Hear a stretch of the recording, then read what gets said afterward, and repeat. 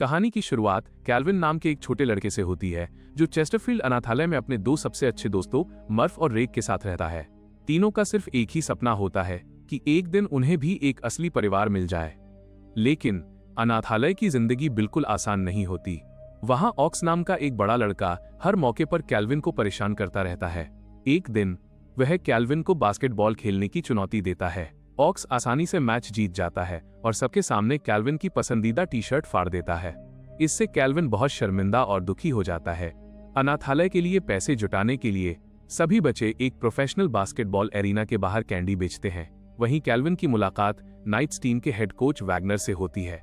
लगातार हार के कारण कोच पहले से ही बहुत खराब मूड में होते हैं, लेकिन कैल्विन की ईमानदारी उन्हें हैरान कर देती है। जब कोई उसे मुफ्त में पैसे देना चाहता है तो कैल्विन सच सच कह देता है कि उसे खुद भी नहीं पता कि अनाथालय में मिलने वाला दान बच्चों पर खर्च होता है या नहीं। उसकी सच्चाई से प्रभावित होकर कोच वैगनर उसे अगले नाइट्स मैच के 4 टिकट दे देते हैं। वापस अनाथालय में कई परिवार बच्चों को गोद लेने आते हैं, लेकिन वे सिर्फ छोटे बच्चों को ही चुनते हैं। तभी कैल्विन को चुपचाप एहसास होता है कि शायद उसे कभी कोई परिवार नहीं मिलेगा। अगले दिन अनाथालय में दान किए गए पुराने कपड़े आते हैं। उन्हीं में कैल्विन को सफेद रंग के पुराने बास्केटबॉल जूतों की एक जोड़ी मिलती है। एक नन उसे बताती है कि ये जूते कभी माइकल जॉर्डन के थे, इससे पहले कि कैल्विन उन्हें पहनकर खुश हो पाता। ऑक्स जूते छीनकर बिजली के तारों पर फेंक देता है। उसी रात तेज तूफान के दौरान कैल्विन उन जूतों को वापस लाने के लिए खंभे पर चढ़ जाता है।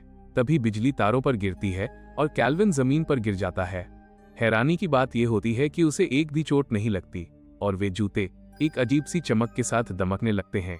नाइट्स के अगले मैच में हाफ टाइम के दौरान अचानक कैल्विन का नाम चुना जाता है ताकि वो टीम के सबसे बड़े स्टार ट्रेसी रेनॉल्ड्स के खिलाफ खेल सके। सभी लोगों को लगता है कि ये सिर्फ मनोरंजन का एक मजेदार पल होगा, लेकिन तभी कैल्विन ऐसे शॉट मारना शुरू कर देता है जो किसी इंसान के लिए लगभग नामुमकिन होते हैं। वो इतनी ऊंची छलांग लगाता है जितनी किसी ने पहले कभी नहीं देखी होती। पूरा स्टेडियम पहले कुछ सेकंड के लिए बिल्कुल शांत हो जाता है और फिर जोरदार तालियों और खुशी के नारों से गूंज उठता है। उसी पल कोच वैगनर समझ जाते हैं कि इस बच्चे में कुछ बहुत ही खास बात है। अगले ही दिन कैल्विन को नाइट्स टीम में खेलने का मौका मिल जाता है। उसे लगता है कि ये सब उन जादुई जूतों की वजह से हो रहा है, इसलिए वह मर्फ और रेक से वादा करता है कि वे इस राज को हमेशा छुपाकर रखेंगे। लेकिन ऑक्स चुपके से ये सब देख लेता है और समझ जाता है कि असली ताकत उन जूतों में ही छिपी है। अपने पहले प्रोफेशनल मैच के दौरान कैल्विन गलती से टीम के नए जूते पहन लेता है। वो घबरा जाता है और तुरंत वापस जाकर अपने सफेद जूते पहनता है। जैसे ही वो पुराने जूते पहनता है, सब कुछ बदल जाता है। वो पूरे मैच पर छा जाता है, अपनी टीम को हार से जीत तक पहुंचा देता है और देखते ही देखते पूरे देश का सबसे मशहूर युवा बास्केटबॉल स्टार बन जाता है। इतनी प्रसिद्धि मिलने के बाद भी कैल्विन बिल्कुल नहीं बदलता। वो लगातार अनाथालय जाता रहता है, बच्चों के लिए तोहफे लेकर आता है और अपने दोस्तों के प्रति हमेशा वफादार रहता है। लेकिन अनाथालय चलाने वाला लालची आदमी मिस्टर ब्लेविन कैल्विन को सिर्फ पैसे कमाने का जरिया समझता है। वह तो कैल्विन का कानूनी अभिभावक बनने की भी कोशिश करता है ताकि उसकी सारी कमाई अपने कब्जे में ले सके। इधर कैल्विन का रूममेट ट्रेसी भी धीरे धीरे उसका अच्छा दोस्त बन जाता है। शुरुआत में दोनों हर बात पर एक दूसरे को परेशान करते रहते हैं, लेकिन समय के साथ उनके बीच भरोसा बन जाता है। तभी एक नई मुसीबत सामने आ जाती है। मिस्टर ब्लेविन मर्फ की मां की इकलौती तस्वीर नष्ट करने की धमकी देता है। डर के कारण मर्फ गलती से जादुई जूतों का राज बता देता है। ब्लेविन तुरंत जूते चुरा लेता है और नाइट्स टीम के खिलाफ भारी रकम की शर्त लगा देता है, क्योंकि उसे पूरा यकीन होता है कि जूतों के बिना कैल्विन अच्छा नहीं खेल पाएगा।